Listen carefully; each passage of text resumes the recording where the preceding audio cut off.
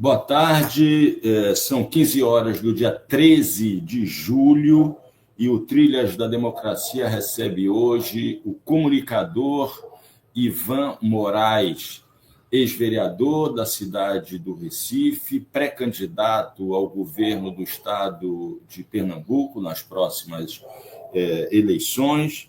E nós conversaremos com o Ivan sobre as relações entre comunicação e política de esquerda e outras cositas más que surgiram de ontem para hoje. O programa está sendo gravado no dia 10, é uma contradição logo de início, eu anunciei que era o dia 13, mas na verdade o programa está sendo gravado na manhã do dia 10, e nós estamos já aqui nos abastecendo de informações sobre a inglória carta enviada por Donald Trump ao presidente Lula. Então, em algum momento desse nosso diálogo, não há como deslizar para o teor da carta e os impactos, os efeitos que já vieram à tona muito rapidamente. Ivan, seja muito bem-vindo ao Trilhas da Democracia, é um prazer recebê-lo mais uma vez aqui nesse espaço.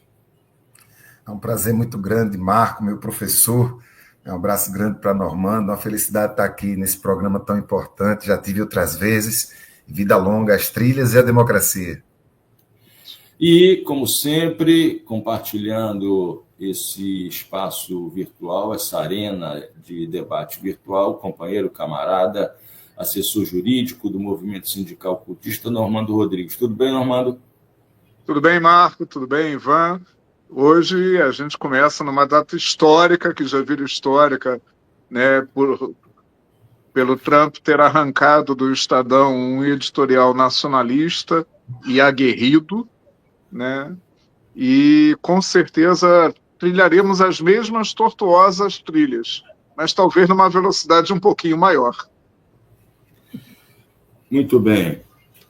Como esse programa está sendo gravado, infelizmente não será possível fazer a leitura dos comentários e das perguntas que certamente serão feitas no chat.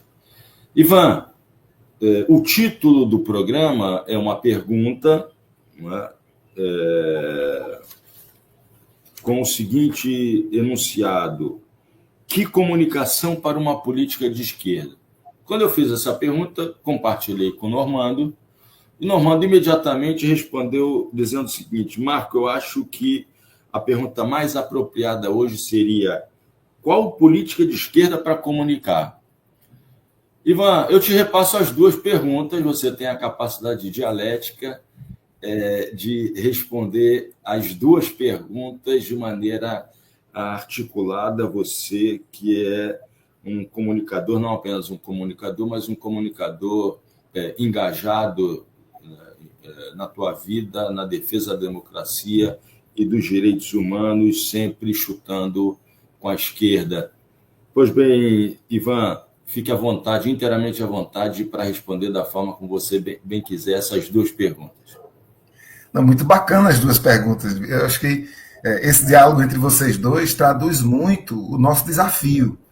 E aí eu vou começar pela pergunta que é trazida pelo Normando. Não dá para a gente pensar a comunicação, antes de qualquer outra coisa, senão como direito. E como todos os direitos humanos, que são universais, interdependentes, indivisíveis, a comunicação é imprescindível para a garantia de outros direitos.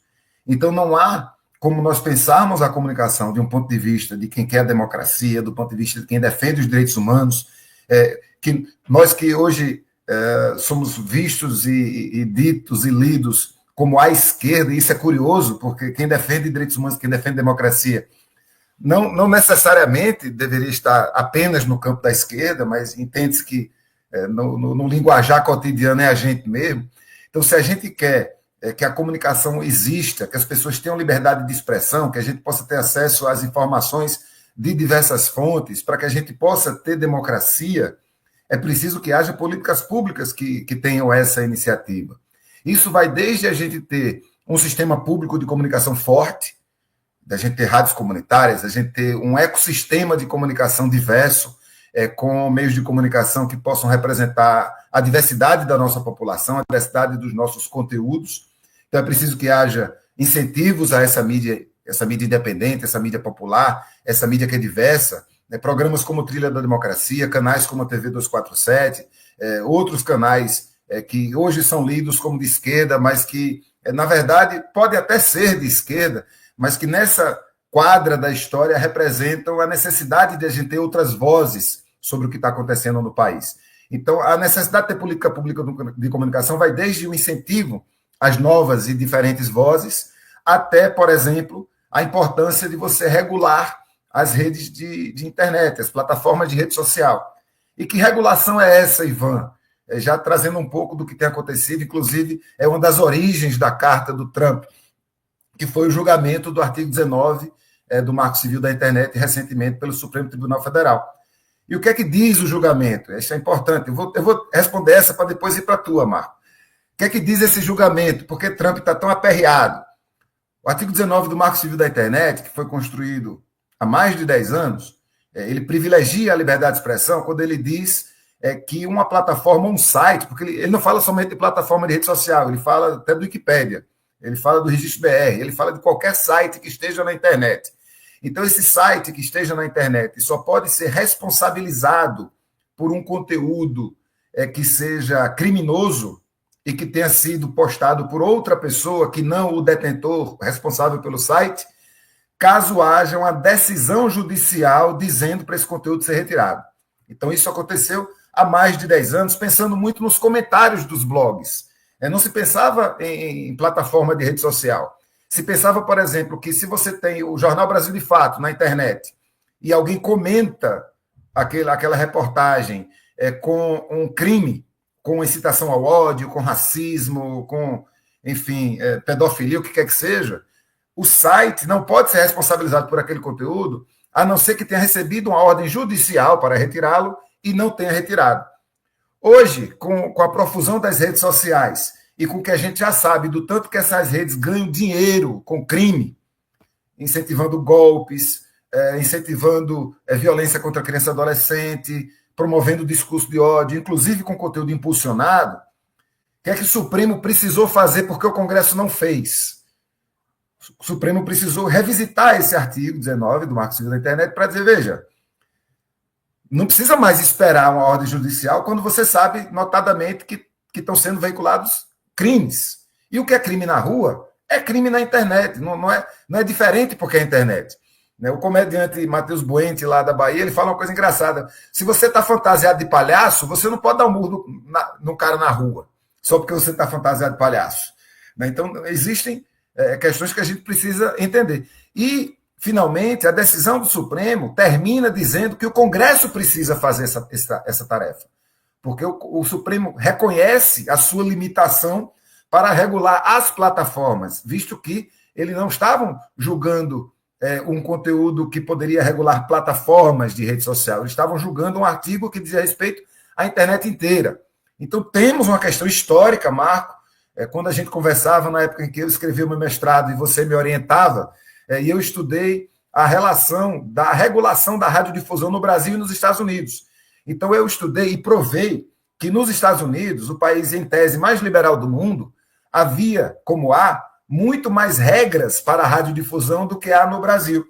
Se a gente, há 10 anos, tinha essa preocupação de regular a radiodifusão, entendendo que a gente precisava privilegiar a diversidade, hoje a gente entende que se antes a gente estava à mercê no Brasil de 3 ou 4 milionários que moravam no sudeste do país, hoje a gente está à mercê de 3 ou 4 bilionários que vivem no norte global. Então, é preciso que a gente entenda que esse ambiente virtual não é bagunça, tem que ter regra para proteger os direitos, nossos direitos, que acessamos essas redes. Então, se você tem um conteúdo derrubado pelo Instagram, pelo Facebook, pelo Twitter, como é que você recorre, por exemplo? Então, nenhuma dessas regras existe e o Congresso precisa fazê-las. E aí é um ciclo vicioso, porque é aquela cobra que está tentando morder o rabo, Marco, porque para fazer com que isso aconteça, e outras coisas aconteçam, e é que a gente tenha direito à saúde, para que a gente possa taxar os super ricos, para que a gente possa lutar pelo direito à moradia, para que a gente possa lutar pelo direito ao trabalho, por uma renda básica universal, a gente precisa se comunicar. E aí como é que a gente se comunica entendendo que o ambiente da comunicação, o que Habermas sonhava, né, com aquele espaço público, ele não existe. Ele é tomado, ele é privatizado, não apenas pelas empresas de radiodifusão que privatizaram o espectro eletromagnético, como agora e principalmente pelas 3 ou 4 grandes big techs que dominam a comunicação e o fluxo de comunicação e conteúdos no âmbito global. Então, como é que a gente faz? Eu não defendo que nós saiamos da internet. Eu acho que a gente precisa brigar contra o dono. Mesmo sabendo que a gente está jogando um jogo dentro de um campeonato que nós não fizemos as regras, que as regras podem ser mudadas a qualquer momento, a bola pode ser mudada a qualquer momento sem avisar o time da gente, o juiz não é nosso, mas a gente está jogando.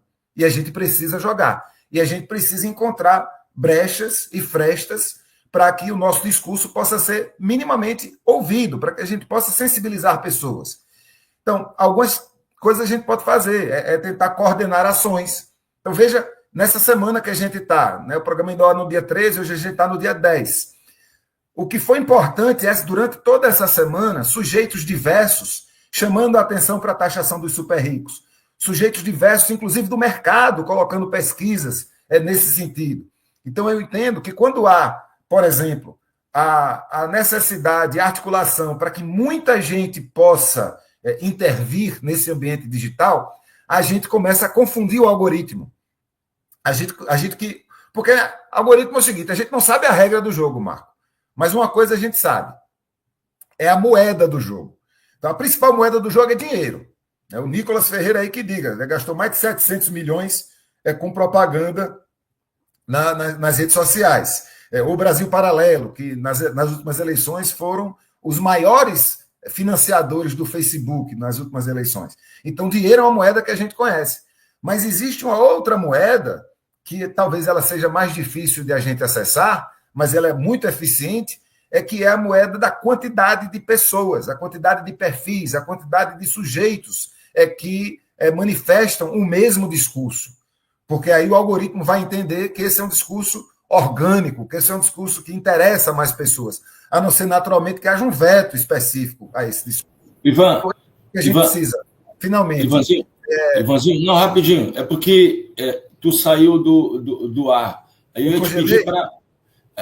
ia te pedir para tu retornar 30 segundos no teu argumento. Perfeito. Eu estou na conclusão. O que a gente precisa fazer? Esse é o começo da conversa. Precisamos intervir para que haja incentivo às mídias independentes, para que haja regulação dos meios de comunicação, para que as leis sejam cumpridas. Não estou falando de uma regulação para além do que diz a Constituição, estou falando que a gente regulamente o que já existe na Constituição para que garanta a liberdade de expressão e o direito à informação dentro de um ambiente responsável. E nós, militantes, nós, sindicatos, partidos, coletivos, grupos da juventude, precisamos entender que as nossas ações precisam ser cada vez mais coordenadas, seja nas redes sociais, seja onde a gente pode fazer a nossa voz valer mais, que é na rua. Então, essas coisas precisam se complementar. Ação coordenada no ambiente digital, mas ação em massa nos ambientes extradigitais. Nunca houve na história, você que estuda a história social dos direitos humanos, Marco, já houve na história do mundo algum avanço na conquista de direitos sem que houvesse pessoas reunidas em grandes quantidades em espaços públicos e visíveis? Eu acredito que não. Seja de forma mais direta, né, às vezes até com o uso da força, seja com métodos não violentos, como os que foram utilizados por Gandhi, enfim, por Martin Luther King, lutadores históricos. A resposta, avanços não, mas retrocessos sim. Retrocessos são feitos petit comité. Ivan, deixa eu só para complementar e passar para Normando, fazer uma pergunta. A tua fala agora é interessante porque retrata o seguinte movimento. Quando surgem as redes digitais, teóricos como Manuel Castells, né, escreveram vários textos, vários livros, de maneira muito otimista em relação a esse novo espaço, né? Um novo espaço republicano, democrático, democratizador, etc. Mas, muito rapidamente, esse otimismo se confrontou com uma realidade que é essa realidade que você traçou aí, de vários crimes praticados dentro desse espaço, desse mesmo espaço, né? Seja, digamos, crimes individuais, seja crimes coletivos, né? Seja pedofilia, seja golpes de Estado. O que você está chamando a atenção e defendendo é que esse espaço também tem que ser nosso, a gente tem que permanecer nesse espaço.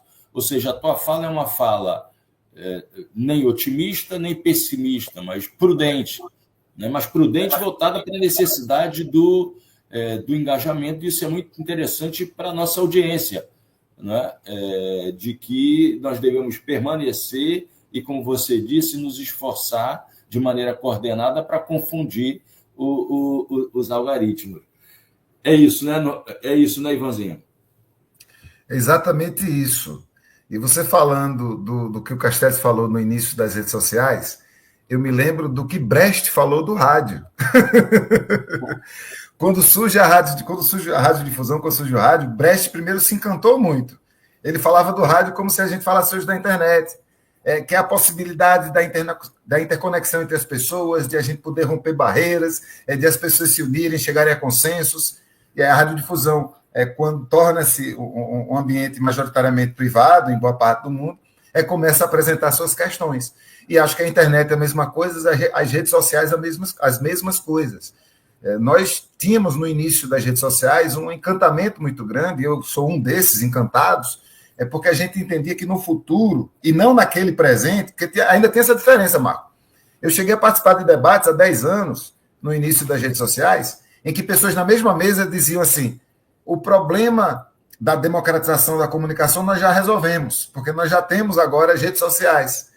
E eu dizia, nós não resolvemos, porque nós ainda estamos hegemonizados pela radiodifusão, isso há 10 anos.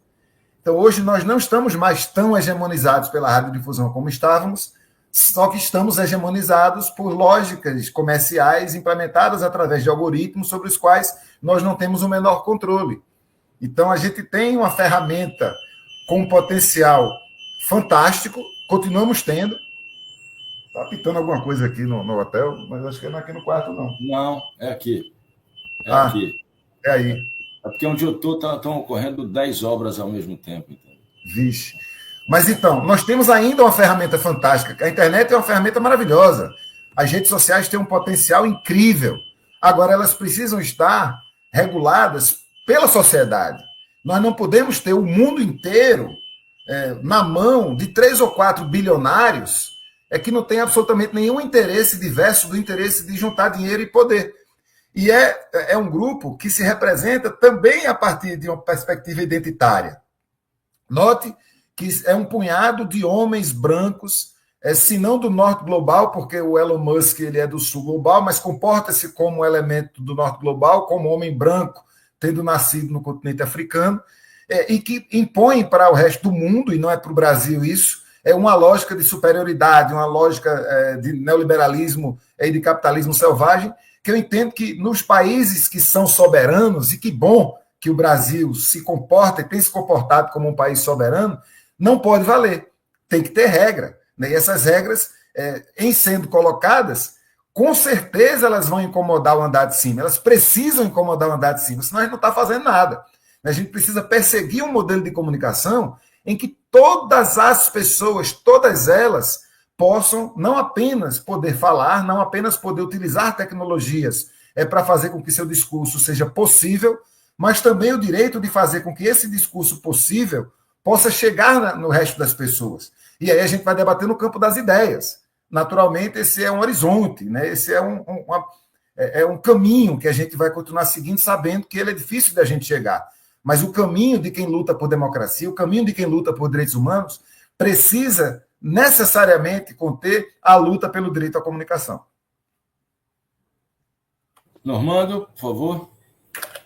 Então, gente, eu queria começar com uma reflexão que me chamou a atenção quando vocês citaram, né, Ivan citou, e depois Marco citou Manuel Castells, Ivan citou primeiro o Habermas, e depois o Marco citou Manuel Castells, e eu me lembrei de um antecessor distante de Habermas, que é o Jorge Guilherme Frederico Hegel. Por quê? Porque essas figuras, esses personagens, embora atentos à lógica dialética, em algum momento se deixaram capturar pela lógica formal. E lá atrás o Hegel tinha uma ilusão de que bastava um Estado constitucional para a universalização de direitos. O Habermas, né, ele tinha a ilusão de que bastava a institucionalidade da Comissão Europeia.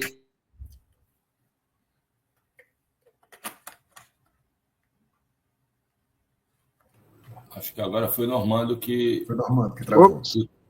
Deu um susto no lugar. Acho que falou mal da União Europeia e cai. Normando, agora foi você que, agora foi você que congelou. Retorna na tua fala, por favor. Então, estava mencionando o Habermas e a expectativa iludida com relação à perspectiva de democratização da institucionalidade da União Europeia. E Manuel Castells com relação às redes.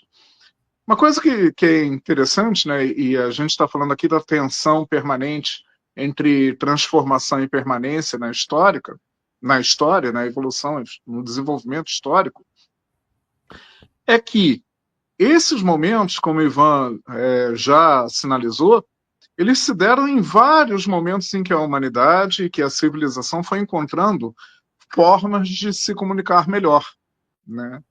Houve, no fim do século XIX, o Hobsbawm registra bem isso, no Reino Unido, um embate poderoso e durante décadas, 2 décadas, entre um pensamento mais conservador e um pensamento mais liberal, nos 2 partidos que...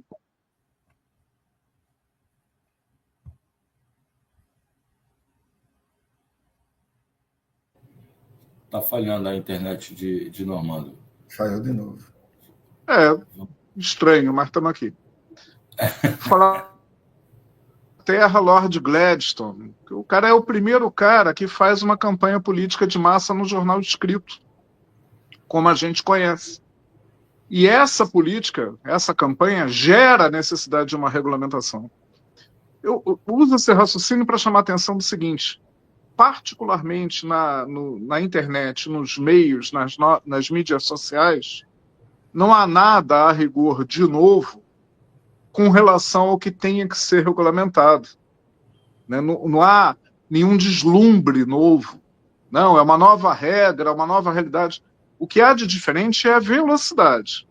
A velocidade da divulgação, né, e de espalhar a nova informação, a nova postagem.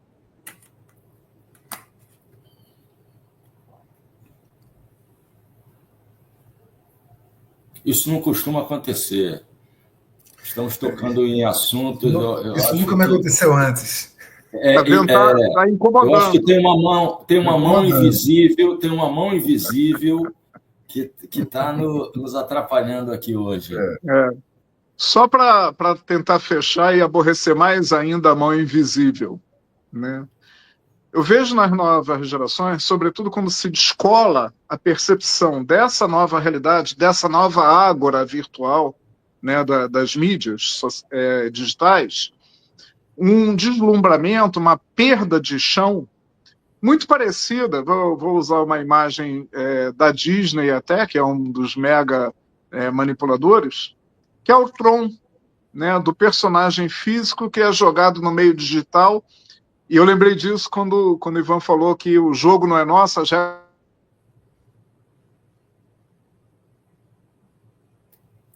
A mão invisível hoje está... Tá com a bexiga, viu? Ó. Cara, viu? E agora fiquei curioso para saber como termina. E é mais ou menos... Cara. E interrompe o jogo também, né? Interrompe também o jogo quando querem. Quando vai chutar para o gol, interrompe, entendeu? E aí, para tentar sair disso, né, a gente tem que resgatar a história de como foi, né, o impulso regulatório, a reação popular nas outras transformações de comunicação para pensar. Tá? E por último, agora acho que vão me deixar falar, porque eu vou falar mal do fascismo lá de trás, não do fascismo do Musk, né, ou do Trump. Você está provocando. Eu queria ver se. Eu acho que eles agora passaram o recibo, viu? Não interromperam. Foi. Tem aquela coisa. Tipo, falamos mal deles aí não interromperam. Tem aquela coisa de que o Goebbels, quando ele começa a fazer a comunicação fascista, ele vai para a publicidade norte-americana, né? E aí é da publicidade norte-americana que ele tira os princípios formais de que tem que ser, na comunicação gráfica, cores fortes e muito impactantes, dramáticas e imediatas, e na comunicação de texto, mensagens niveladas pelo interlocutor mais rebaixado, muito curtas e repetidas e interminavelmente, como os jingles da publicidade. Né? Me parece que essas são as regras que acabaram prevalecendo na comunicação digital hoje em dia. Estou jogando essa bola para você, Ivan, para você falar sobre as formas agora. Pois isso é curioso. Quando mais se avança, eu tenho um amigo publicitário que há uns 20 anos nós conversávamos, e ele é um criativo, ele é uma pessoa da criatividade. Ele falava, poxa, a gente hoje se esforça tanto, Ivan, mas veja, daqui a 10, 15, 20 anos, a criatividade vai ser o menos importante, porque a coisa já está tão científica, né? Você já sabe exatamente o que é que vai acontecer, que a coisa vai ficando cada vez mais técnica a ponto de a gente desumanizar até o componente criativo. E eu entendo que isso está mais do que provado no ambiente digital, quando, talvez até mais do que o conteúdo propriamente dito, a forma, e aí a gente vai um pouco para McLuhan, mas a gente traz ele de volta, mas o meio e a forma, ele às vezes ganha mais impulso e mais relevância do que o próprio conteúdo.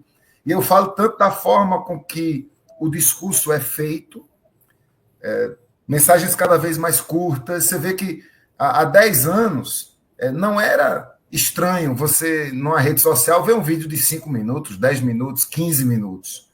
Né? E ao longo do tempo, e aí falando especificamente de rede social, o que se demanda, o que o algoritmo demanda é que sejam cada vez vídeos mais curtos.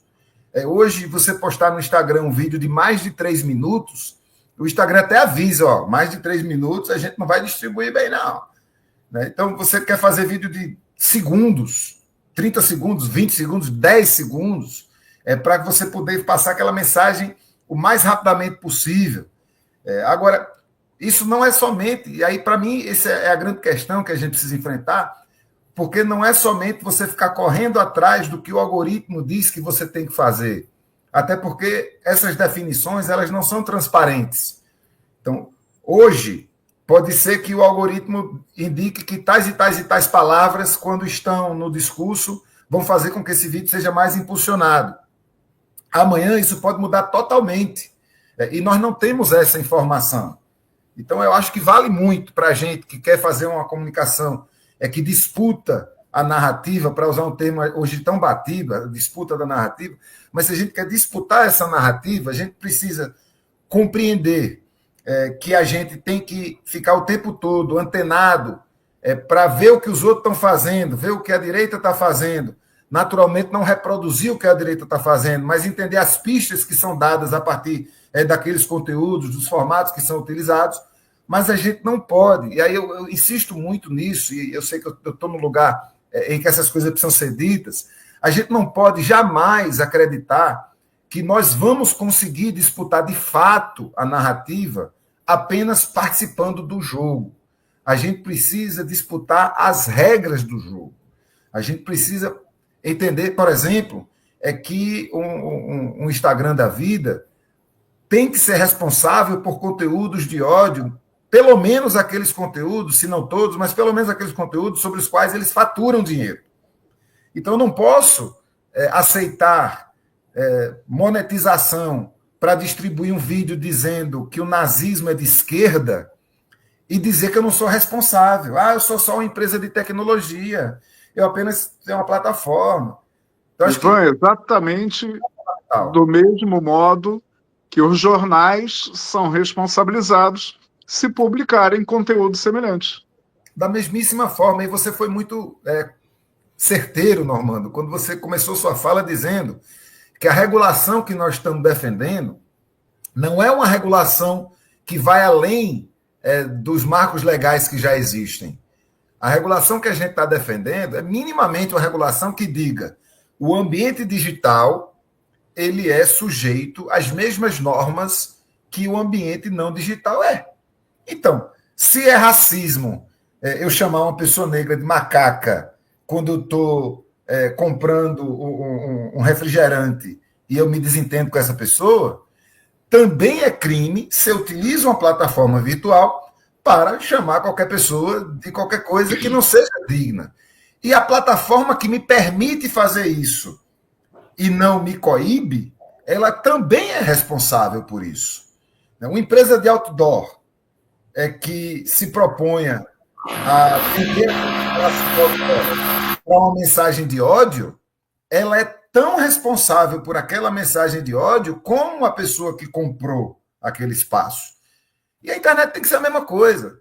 É só que às vezes é difícil você fazer isso bater na cabeça das pessoas, porque, por um lado, você tem as pessoas que têm poder e que participam efetivamente da narrativa, dizendo que é censura. Por outro lado, você tem uma grande quantidade de pessoas, a maior parte da sociedade, que é submetida a esses discursos e sabe lá qual é a verdade que está chegando a cada pessoa, porque aí é outra questão. Se você vai... esse programa ele vai ao ar. Supomos que o professor Marco, o professor Normando vão pegar um corte desse programa em que nós fazemos a crítica ao governo Trump. A gente vai dizer que o Trump está sendo menino, a gente vai dizer que o Trump está sendo irresponsável, a gente vai dizer que o Trump ele está querendo ser o ditador do mundo, ele está querendo afetar a soberania do país, a gente pode dizer um bocado de coisa sobre isso. Vamos dizer que esse corte aparece lá na rede social, ou da TV 247, ou do professor Marco, enfim, está lá na rede social. Na nossa rede social, eu tenho certeza absoluta que as pessoas vão comentar dizendo assim, é isso aí, fora Trump, fora o Brasil é soberano, muita gente vai concordar. Esse mesmo vídeo, numa rede social que tem um perfil alinhado à direita, ou à extrema-direita, o mesmo conteúdo, num perfil diferente, vai receber comentários totalmente diferentes. Por quê? Porque não chega. E aí uma armadilha, Normando e Marco, que a gente precisa se desvencilhar dela. E não é fácil, porque o algoritmo nos manda para pessoas que já concordam com a gente. Então você tem uma gama muito grande de pessoas, e aí para mim essa é a grande questão, que estão recebendo conteúdo ou de um lado ou do outro lado, mas que dificilmente tem a possibilidade da dialógica acontecendo, de ter visões diferentes sobre o mesmo tema, de ter informações diferentes sobre o mesmo tema. O próprio jornalismo sendo colocado em xeque, né? Você é comunicador, eu sou jornalista. Eu sou um comunicador. Hoje, o jornalismo faz parte do que eu faço, mas eu me comunico por diversas outras linguagens. E muitas vezes a gente está acostumado a achar que tudo é jornalismo. E achar que tudo é jornalismo está colocando a gente num lugar difícil também. Porque o jornalismo ele tem técnicas específicas, ele tem métodos específicos que deveriam servir para que uma sociedade mais ampla e mais diversa pudesse se informar para obter e para ter suas próprias conclusões. E eu acredito que o jornalismo técnico, o jornalismo que ouve todos os lados, mesmo que ele tenha lado, eu não defendo a imparcialidade jornalística porque eu sei que ela não existe, mas eu defendo a existência de um jornalismo que nos permita perceber as nuances e os fatos que acontecem. E aí a ausência, talvez, o enfraquecimento desse jornalismo, que há muito tempo já vem prejudicado, tem feito com que a gente tenha dificuldade de entender o que é informação, o que é opinião, o que é análise. E acho que isso prejudica um pouco o nosso discernimento. Mas, ao fim e ao cabo, participar das redes, entender as frestas possíveis, tentar fugir das armadilhas, mas nunca jamais achar que a gente estando no ambiente digital, a gente participando das redes sociais, a gente vai estar com o nosso direito à comunicação garantido. Não estamos. Precisamos interferir nas regras desse jogo. Ivan, deixa eu colocar, Normando caiu. Pronto. Pega na mão dele aí. Volta Ivan, eu queria, você não apenas é um comunicador, mas você é um comunicador engajado politicamente, inclusive na política partidária, institucional. Você fez uma opção de depois... Agora é uma mão visível. Agora é uma mão visível. Deixa eu ver se ele dá um intervalo aqui.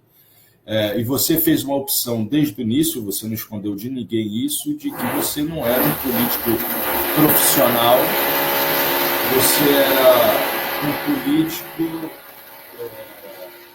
que tinha prazo de duração, né? E você cumpriu 2 mandatos, salvo engano, não foi isso, Ivan? E depois se afastou para voltar ao que você faz, né? Ou seja, voltar à comunicação, e agora faz um retorno à vida política institucional como pré-candidato ao governo. A minha questão tem um caráter regional, né? Aponta para uma realidade regional, mas num espaço em que o nome de quem eu vou falar agora é uma referência no campo da comunicação. Eu estou falando aqui do prefeito do Recife, João Campos, que tudo leva a crer, vai ser um dos teus adversários políticos na eleição do próximo ano. Inclusive, quem comanda a comunicação do prefeito João Campos foi um ex-orientando meu. Não vou dizer o nome dele, né? Alguém de quem eu gosto muito, você conhece também, e que coordena o homem da comunicação dentro do governo. Eu te pediria, Ivan, para analisar, né, que comunicação é essa, né, e voltar para a pergunta inicial, que tinha aquelas 2 dimensões, né? Que comunicação para uma política de esquerda, que política de esquerda para ser comunicada. Eu queria que você analisasse essa relação entre comunicação e política do prefeito João Campos, que se tornou uma referência nacional, né? A ponto do governo Lula ter apelado, pedido socorro para os seus responsáveis pela área de comunicação.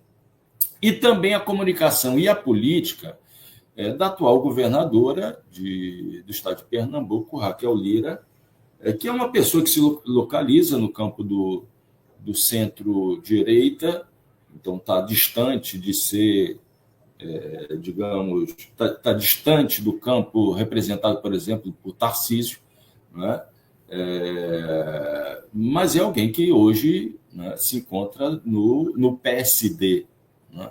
Então, Ivan, eu queria que, depois de todas essas nossas discussões que tiveram um caráter teórico, histórico, digamos, numa análise macroscópica, eu queria que você voltasse ao nível local, né?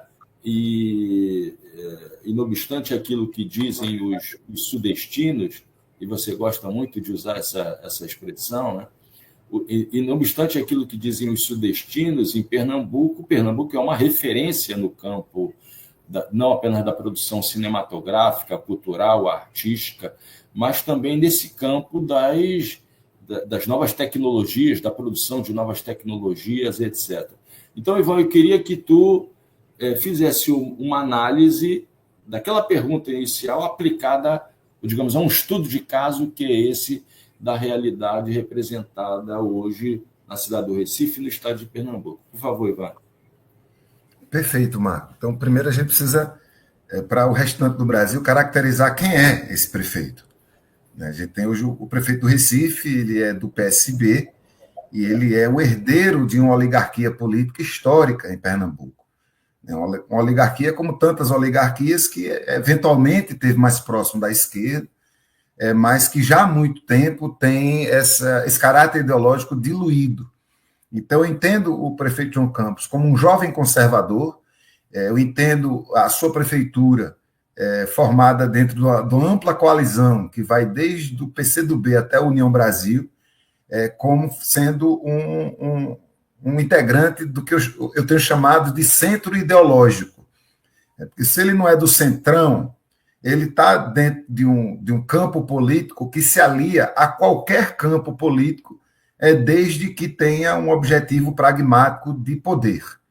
Então, é um partido e um grupo político que votou pelo impeachment de Dilma e depois conseguiu a vice de Lula para trazer o mercado mais para perto, talvez até para blindar o governo de um possível impeachment já nos primeiros meses. Então, todo esse cálculo político foi feito nesse sentido. Então, tanto o João, e aí eu vou trazer Raquel, que é uma outra filha de outra oligarquia política, cujo pai foi vice do pai de João em 2012. Então, eles são de um campo político idêntico.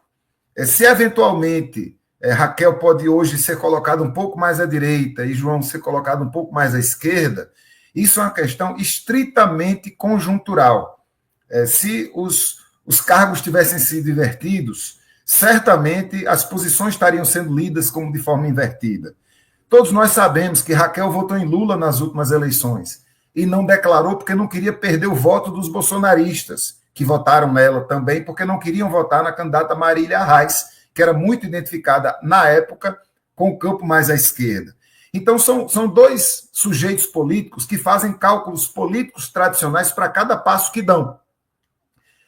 Nada muito diferente do que se faz na política tradicional brasileira.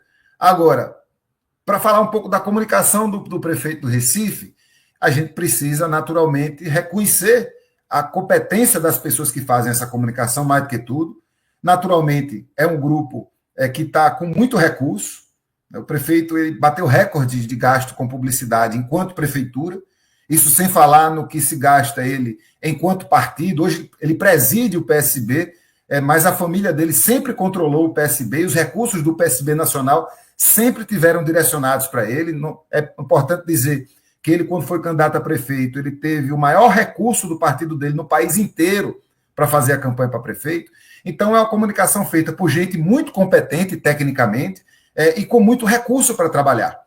Aliado a isso, você tem um personagem bom, você tem um personagem jovem, você tem um personagem esteticamente padrão, né? É um rapaz branco, bonito, de olhos azuis, que corre, enfim, que tem aquela coisa da juventude, que cai muito bem nas redes sociais, e é um cara que conseguiu interpretar e conseguiu caber nesse personagem. Então tem o mérito da sua equipe, que entendeu a persona que comunicaria melhor com o público, e tem, naturalmente, a qualidade do sujeito que sabe fazer esse papel com muita tranquilidade. Agora, é uma comunicação muito pouco política. Então, se a pergunta é que comunicação para a esquerda, o prefeito João Campos não é um exemplo. Porque, pode perceber, ele não fala de política. Ele nunca fala de política. Mesmo nas entrevistas que ele dá, que estão fora do controle das redes sociais dele, ele não fala de política, ele fala de entregas, ele fala de gestão. Então, é como se ele fosse o gerente da cidade. Como se ele fosse um CEO, muito mais do que ele sendo um político prefeito. Então, ele não fala, não falou ainda da taxação dos super ricos. Não fala. Ele não falou ainda da necessidade de uma nova lei sobre drogas. Ele não fala ainda da necessidade de você ter leis que possam garantir o direito sexual e reprodutivo das mulheres. Não fala. Então, ele evita, talvez até por estratégia, para poder entrar naquela coisa de evitar o conflito, de navegar por mares das chamadas camadas médias, que talvez estejam já chateadas com essa coisa da briga. Você não vê ele entrar em confusão com ninguém.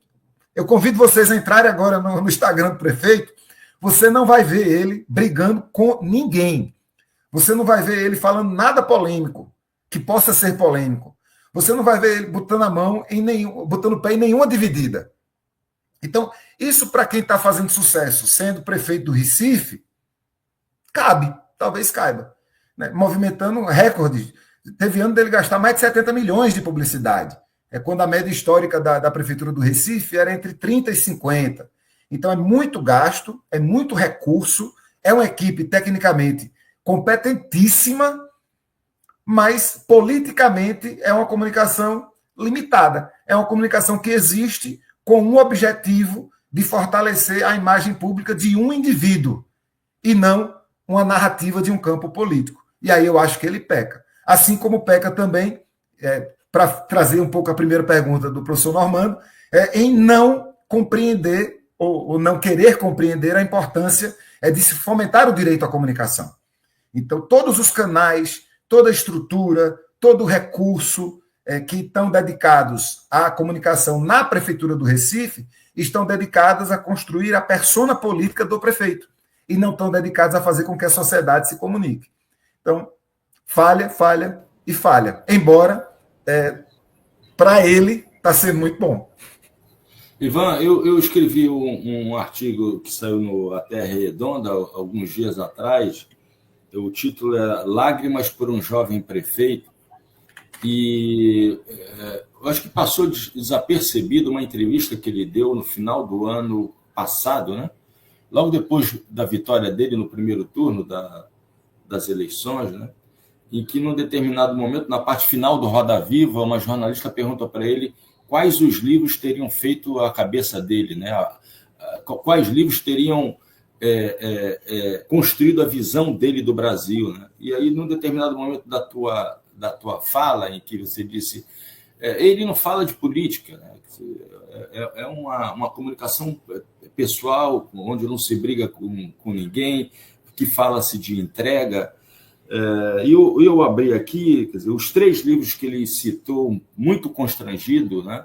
Foi muito difícil para ele relembrar quais os livros que teriam formado a cabeça dele. E olha que eu estou falando de alguém que estudou na universidade onde eu leciono, né? Só que num curso de engenharia civil, tudo bem, ele não é das humanidades, né? Ele é das exatas, né? Mas os livros que ele citou, o primeiro, Como as Nações Fracassam, segundo, Utopia para Realistas, e depois, no final mesmo, quase antes do gongo tocar, ele falou, e tem a biografia do Getúlio, e ele não foi capaz de citar nomes marcantes da cultura pernambucana, da cultura recifense, ou então da cultura paraibana, mas que se formaram no estado de Pernambuco, na cidade do Recife. Ele não foi capaz de citar Joaquim Nabuco, não foi capaz de citar João Cabral de Melo Neto, Celso Furtado, Paulo Freire, Chico de Oliveira. Isso demonstra um pouco, aliás, demonstra muito aquilo que você disse. Ele é do centro ideológico, né? Ele não citou esses livros porque esses livros não fizeram a cabeça dele, não foram responsáveis pela formação, digamos, cultural, da cultura política dele, né? É isso, é um gestor. Normando... Eu acho curioso, Marco.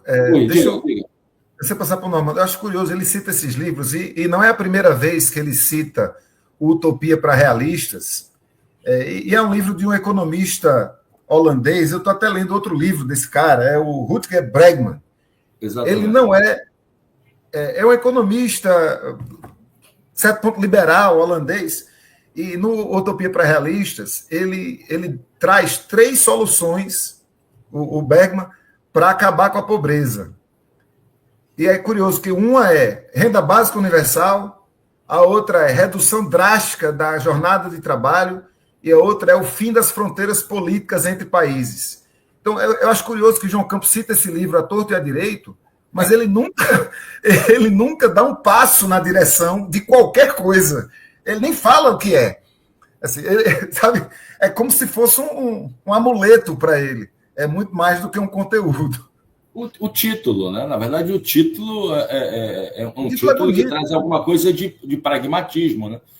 Sem abandonar a utopia, mas sendo realista, né? O livro é muito bom, inclusive. Normando. Havemos de reconhecer que João Campos está um degrauzinho acima de um possível futuro governador do estado do Paraná, de triste lembrança, que é o ex-magistrado Sérgio Moro, né, que não sabe citar sequer o título, né? Mas, enfim, Só para lembrar Sérgio disso, Moro é fora da curva. Sérgio Moro é fora da curva. em todos os sentidos. Em todos os sentidos. Sempre vou lembrar, é claro, da brincadeira do Flávio Dino sendo entrevistado e ele desautoriza o Moro e a entrevistadora fala, mas ele é um juiz federal? E o Dino rindo fala, sim, ele é juiz federal no concurso em que ele foi 113º e eu fui o primeiro lugar. Mas, enfim, a figura do gestor ela foi construída, né, e é explorada pelo João Campos sob as bênçãos de um homem dos mais ricos do Brasil, que é o Lehman, não esqueçamos disso, que é um fator importante na construção do personagem e no roteiro político dele durante. E ela tem essa coisa, né? Foi criada dentro do PSDB como um mito não ideológico, como um mito neutro que implica a gestão pela gestão. Né? A versão analfabeta desse mito neutro é o Zema, né, em Minas Gerais. Mas é interessante a gente refletir como alguns personagens hoje importantes na política começam com essa trajetória e depois vão construindo seu próprio viés sem dizer que são progressistas. Mas um deles é o fascista de Freitas, né, o governador de São Paulo, que é a esperança do fascismo brasileiro, que muito provavelmente, a depender dessa onda, vai mudar o discurso, né, porque reagiu muito mal à carta do Trump, se solidarizando ao Trump. Ele e o Zema estão na Folha de São Paulo hoje. Né? É provável que façam uma inflexão, mas desse mesmo cadinho vem, por exemplo, o prefeito do Rio de Janeiro, pela 4ª vez, né, Eduardo Paes, que se coloca também como o virtual governador do estado do Rio de Janeiro, depois de 26, e que também vai apoiar, né, é um aliado de ocasião, conforme a legenda ou expoente político que lhe seja mais favorável no contexto.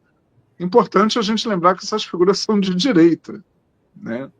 O Brasil sempre foi o país dos eufemismos no espectro político e foi preciso o governo Bolsonaro e a hecatombe da Covid, né, para que a imprensa hegemônica que me refiro, tenha tido a coragem de dizer que existe uma extrema-direita no Brasil, porque senão nem isso.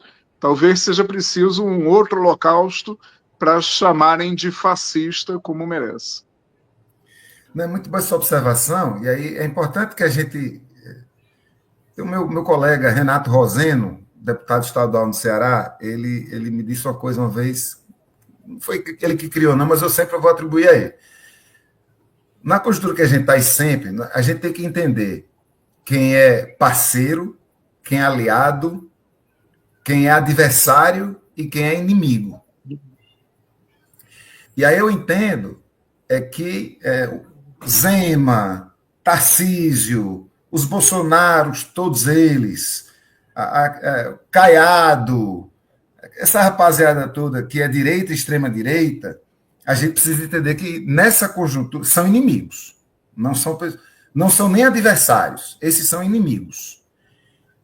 João Campos, Raquel Lira, Eduardo Paes, Aécio Neves, que saudade quando o Aécio Neves era que polarizava com a gente, Zé Serra, quase camarada Zé Serra. Eu tenho saudade do tempo em que o PSDB era o grande adversário da esquerda, que era um partido de centro-direita, era um partido que atuava dentro, até o processo do golpe, era um partido que atuava dentro das regras do jogo, do debate político. Né? Que saudade quando a gente discordava de Fernando Henrique Cardoso, né? Um cara de um discurso de alto nível, com as suas complexidades. Eu tenho muita saudade desse tempo. Então a gente precisa entender. Não podemos correr o risco de tratar João Campos, Raquel Lira, Eduardo Paes como inimigos. Não podemos correr esse risco.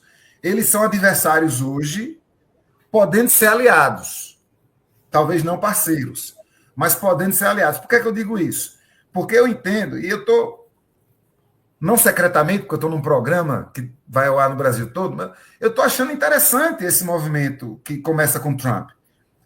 Porque ele é como se é o all-in, né? É a direita dobrando a aposta, a extrema-direita dobrando a aposta. Então, não vai dar mais para ser isentão. Não vai dar mais para dizer, não, que isso, gente, ai, que polarização, coisa feia. Você vai ter que dizer, meu velho, você está do lado do país ou você está do lado do gringo? Você está do lado de quem defende a soberania ou você está do lado de quem quer vender o país da gente a troco de banana? Então, eu entendo que o xadrez vai se mexer. Eu estou muito curioso para ver o que vai acontecer nas próximas semanas. Trump, E aí, Trump né? deu, Tem um vídeo Trump do Eduardo deu, Bolsonaro que dá até prazo. É o vídeo do sequestrador. Ele diz, Brasil, vocês têm agora 21 dias para resolver esse problema, parará, parará. Então, eu tenho a impressão que João Campos vai ter que, né, botar a cabeça para fora, dizer de que lado ele está, a própria Raquel vai ter que dizer de que lado ela está, Eduardo Paz vai dizer de que lado ele está. Então, eu acho que vai acontecer coisas interessantes. A gente precisa ter essa tranquilidade, esse discernimento para não explodir nenhuma ponte com possíveis aliados táticos nesse momento, que é gente que vai enfrentar o fascismo, é gente que vai enfrentar o imperialismo, para usar uma palavra que nem há quanto tempo a gente não usava. Era isso que eu ia falar, Ivan. Trump deu uma contribuição extraordinária para fazer ressurgir o discurso anti-imperialista. Ele está pedindo isso, ele tá demandando isso. Eu não sei com que. Porque o que vem de Trump, a gente não. É como se fosse Bolsonaro, a gente fica sempre naquela. Isso ele está fazendo com um cálculo milimétrico do que vai acontecer depois? Ou isso é uma diarreia? Uma diarreia. Pode ser uma coisa, pode ser outra. Mas a gente sabe que o Eduardo Bolsonaro está nos Estados Unidos há meses construindo isso. Sim. Com que nível de estratégia, nós não sabemos. Mas o que está muito negritado. As cartas estão todas na mesa. Eles estão dobrando a aposta. E o governo brasileiro não tem outra opção a não ser o que Lula está fazendo. A gente é soberano, não se meta aqui, taxou de lá, a gente taxa daqui. Vocês perdem mais do que a gente tem um superávit histórico estadunidense de mais de 400 bilhões de dólares nos últimos 15 anos. E vamos ver. A gente está com a China aqui do lado da gente, a gente é presidente dos BRICS, né? Isso está tudo no subtexto. E, então, que foi uma das razões fundamentais para esse texto. Total. Outra dica de leitura, esse aqui eu não comecei a ler ainda, que está lendo a minha companheira. Essa é uma economista chinesa que estudou na Europa e traz esse livro que questiona, inclusive, velhos bastiões do Ocidente quando se fala da China. Eu estou muito curioso para ler, não comecei ainda, mas já estou indicando. Minha companheira está na metade e está dizendo que é bom. E a gente tem que entender que a gente vive um novo momento geopolítico. Sim, de informação do tabuleiro. Nós não estamos sozinhos no mundo. O Brasil não é uma republiqueta de bananas pedindo, pelo amor de Deus, para os Estados Unidos comprarem os nossos produtos. Nós vivemos um outro momento da história, a gente precisa se impor. O governo brasileiro não tem outra alternativa. Eu gostei muito da posição de Lula, mas eu compreendo que ele não tinha outra coisa a fazer, porque qualquer coisa diferente daquilo seria se subjugar. E nós não podemos nos subjugar nesse momento. Então, cabe a gente da sociedade agora ir para frente, ir para a luta. Eduardo Bolsonaro, como sequestrador, se dirige ao Congresso. E o Congresso já está na berlinda por conta da derrubada do decreto do IOF, por conta da recusa de se votar a isenção de imposto de renda para pessoas que ganham até R$5.000 por mês e pela recusa de taxar os super ricos. O Congresso está numa grande berlinda e eu tenho a impressão que cada deputado hoje, particularmente aqueles do Centrão, que votam de qualquer jeito, só pensando neles mesmos, eles pensando neles mesmos, eles estão preocupados. E a força da população nas ruas é que vai definir o que vai acontecer nos próximos dias. Ivan, nosso tempo estourou. Gostaria de dizer que, e até brinquei com o Normando ontem, a carta é muito pesada, mas Trump manda uma mensagem de acalento, né, quando ele diz: o senhor nunca ficará decepcionado com os Estados Unidos da América. Né? uma brincadeira num momento de tanta tensão. Mas eu te pediria, em um minuto cravado, para falar da importância, já se passaram 11 anos do Ocupa Estelita, que foi um movimento de resistência pelo direito à cidade fundamental. Me sinto muito melancólico quando passo por aquela região e vejo que os prédios foram erguidos, estão sendo erguidos, mas também, e para isso eu te peço um minuto para dizer da importância da criação, do início da construção do Parque da Resistência Leonardo Cisneros. Um minuto cravado, Ivan. Marco, eu fico todo arrepiado, rapaz. É porque quando a gente passa lá que vem todas as memórias. Eu vou falar isso em um minuto. De 2012 a 2014, houve um grande movimento no Recife, muita gente foi para a rua ocupar com seus corpos um espaço que estava em disputa. A gente não conseguiu tudo que a gente queria, porque na democracia, e aí a grande lição é essa. Qual é a grande lição do Ocupa Estelita? Quando você tem pessoas mobilizadas em grandes quantidades, em espaços públicos e visíveis, que estão determinadas com um objetivo, o povo sempre ganha. Nem sempre ganha do jeito que queria, nem sempre ganha no tempo que queria, mas sempre avança. Eu fico triste porque os prédios estão lá, mas por conta do movimento Ocupa Estelita, hoje a gente vai ter uma grande área que será pública e não será privada, na beira do rio, na beira da maré, que eles queriam privatizar. E o nome dessa área é Parque da Resistência Leonardo Cisneros, que foi uma grande liderança daquele tempo, um amigo meu que faleceu durante a epidemia do Covid. Então, isso fica para a história, Marco. A gente vai sempre lembrar que a gente deu muito trabalho naquela época, que os prédios estão lá, mas estão mais baixos do que a construtora originalmente queria, e elas foram obrigadas. Não é um presente, como o prefeito disse, não é uma graça, como se quer pensar, mas foi uma luta, uma conquista de uma área pública enorme, verde, num dos lugares mais nobres do Recife, na frente de prédios que, por mais que estão ocupando um espaço que talvez não devessem, vão sempre ter que olhar para aquela área e sempre ter que se conformar de que aquilo ali vai ser do povo. Essa é uma vitória que a gente nunca vai poder esquecer. E o nome do parque vai dizer isso para sempre. E obrigado, Marco. Armando. Foi massa essa conversa. Foi ótimo. Muito obrigado, um grande abraço. Normando, um grande abraço. O Thriller da Democracia, sempre lembrando, é exibido aos sábados, às 17 horas, e aos domingos, às 15 horas. Não percam, sempre em defesa da democracia, dos direitos humanos e chutando com a perna esquerda, não obstante as interferências do VAR e dos juízes contrários, e essa mão invisível e visível hoje que quis atrapalhar, mas não conseguiu. A resistência venceu. Grande abraço. Vamos juntos. Tamo junto. Na luta.